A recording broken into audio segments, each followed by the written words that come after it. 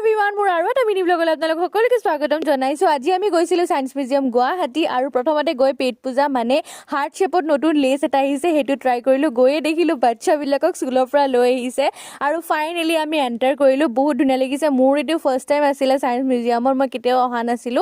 আৰু আপোনালোকৰ কাৰণে এইটো কুৱেশ্যন, পানীখিনি কেনেকৈ আহিছে কওক, কমেণ্ট ছেকশ্যনত জনাব। প্ৰথমতে আমি এণ্টাৰ কৰিলো একুৱাৰিয়ামত বিভিন্ন ধৰণৰ মাছ চাবৰ কাৰণে। আৰু আজিৰ ভিডিঅ'টো আপোনালোকক দুটা পাৰ্টত ভগাই দিম কাৰণ সায়েন্স মিউজিয়ামটো 1 মিনিটত দেখুৱাটো পচিবল নহয়। আৰু মাছবিলাক দেখিছেনে কি ধুনীয়া হয়নে নহয় কওকচোন। সেইকাৰণে আপোনালোকৰ কাৰণে ক্লিপ ৰাখি থৈ দিছোঁ মই। ধুনীয়া ধুনীয়া মাছ চাই আমি গোটেইকেইটা গ'লোঁ খেলিবলৈ, কাৰণ যদিও আমি গোটেইকেইটা মাষ্টাৰ্ছৰ ষ্টুডেণ্ট, বচপনা আভি গয়া নেই হে, তো থোৰাটো খেলনা ধুলনা বাদ্দা হয় নে নহয় কওকচোন। বহুত ফূৰ্তি কৰিলোঁ আমি গোটেইকেইটাই। আৰু আজিৰ ভিডিঅ'টোৰ কাৰণে এইখিনিয়ে আছিলে। নেক্সট পাৰ্টটো আপোনালোকক সোনকালে মই দি আছোঁ। আজিৰ ভিডিঅ'টো কেনেকুৱা পালে জনাব। লগ পাম, বাই বাই।